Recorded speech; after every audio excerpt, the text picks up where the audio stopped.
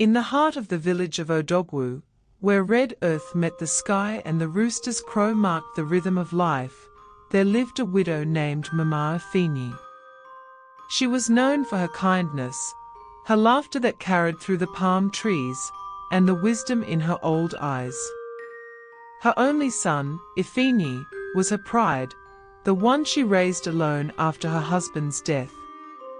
Mama Ifeanyi had sold everything she owned, her wrappers, her farm tools, even her gold earrings, to send Ifeanyi to the city. And each time she prayed, she said, "Chukwu, let my sun rise so I can rest before I join my ancestors." Her prayers were answered, but not the way she expected. Years passed.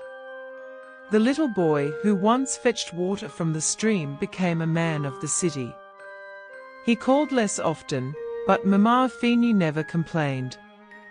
She would sit under the mango tree near her hut, smiling whenever villagers said, "Mama Ifeanyi, your son is now a big man in Lagos O."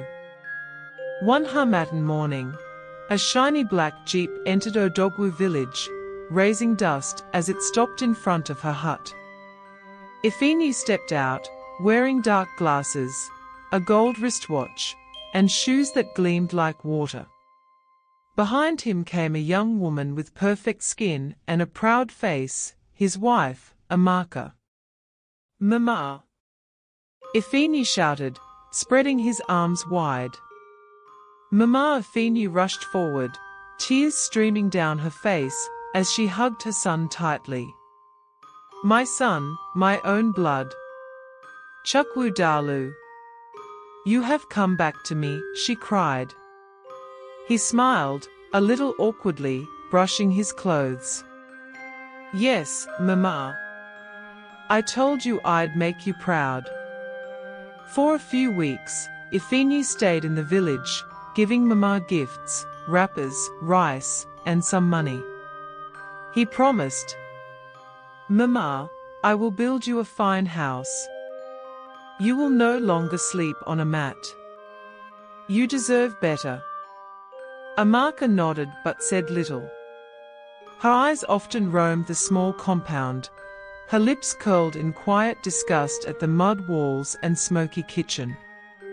Before they left, Ifeanyi took his mother's hands. "Mama, when the house is finished, I'll come for you. You will live with us in the city."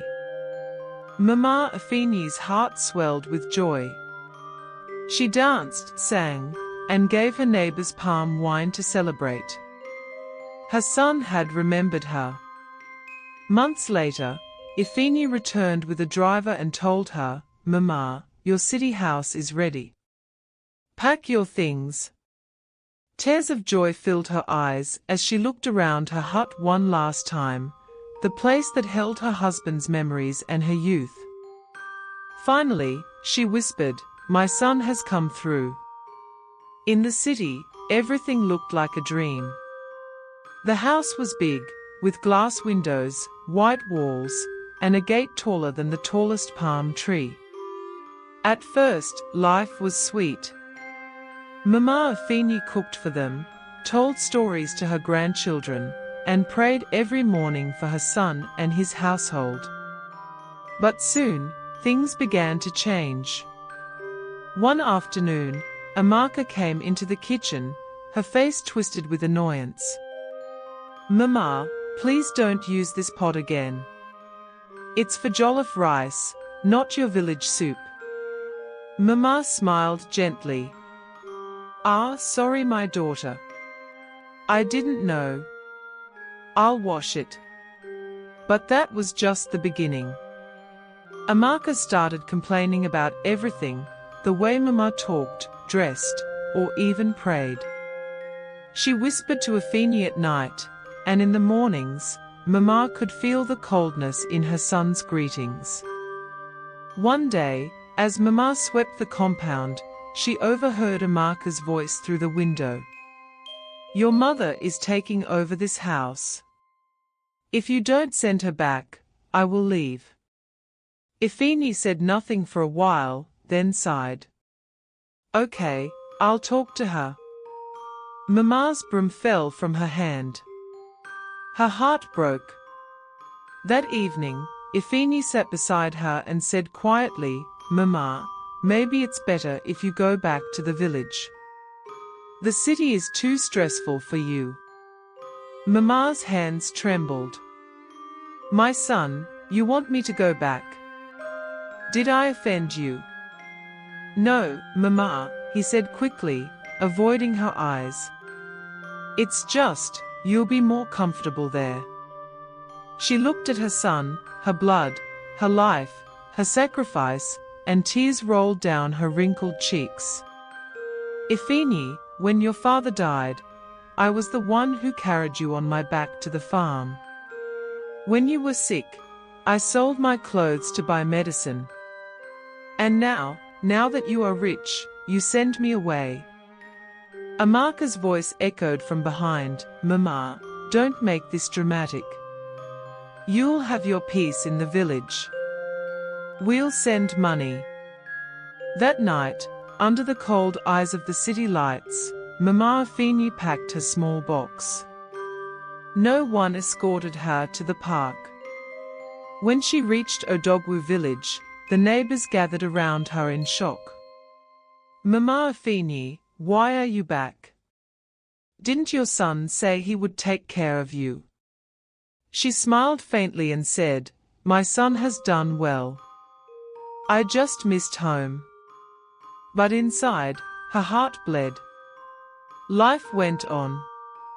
She tilled a small piece of land, sold palm kernels, and prayed every night, not for wealth, but for peace. 2 years later, news spread through the village. Ifeanyi's business had collapsed. His company went bankrupt, his cars were seized, and Amaka had left him for another rich man. When Ifeanyi returned to Odogwu, he was a shadow of himself. The villagers whispered, "That's Mama Ifeanyi's son. The one who forgot his mother." He came to her hut, barefoot and broken. "Mama," he began, his voice trembling. She was sitting by the fire, roasting plantain. When she looked up, she saw not the proud man who had cast her away, but her little boy, lost and ashamed. "Ifeanyi," she said softly. "Sit down." He knelt before her, tears falling freely. "Mama, I'm sorry. I have sinned against you. I let pride and my wife blind me. I thought money made me a man, but I was nothing without your prayers." Mama looked at him, her heart aching with both pain and love. "My son," she said gently, "a river that forgets its source will dry up. But you are still my blood. I forgive you." That night, while Ifeanyi slept in her hut, Mama Ifeanyi did something no one expected. She went to her small clay pot, one she had buried half under the ground years ago. Inside were the savings she had kept, little by little, from selling palm oil and groundnuts. In the morning, she handed it to her son. "Take this," she said. "It's not much, but start again. The same God who lifted you before will lift you again." Ifeanyi wept openly. "Mama, after all I did to you, you still help me." She smiled. "A mother's love, my son, is not alone. It is a river that never runs dry." Months passed. Ifeanyi used the money to start a small farm business in the village. He worked hard this time, humbly, prayerfully, with his mother's blessing. Soon, he became successful again, but now with wisdom and gratitude. He built Mama a new house, not because of guilt, but out of true love. He would often say to the young men of the village, "Never forget the hands that fed you when you were hungry. Riches without humility are like yam without soup, tasteless." When Mama Ifeanyi grew old and passed away peacefully, Ifeanyi buried her with honor. At her grave, he wept and said, "Mama, you taught me that love is greater than wealth. I was blind, but your forgiveness opened my eyes." And from that day, every year, he gathered orphans and widows, feeding them in her memory. Moral lessons. A mother's love has no condition. No matter how far a child strays, a true mother's heart always forgives. Wealth should never blind us to gratitude. Forgetting those who helped us rise invites a fall we cannot bear. Respect your parents. Their blessings are the oil that keeps your destiny burning. What you do to others in your time of power will find you when you are weak.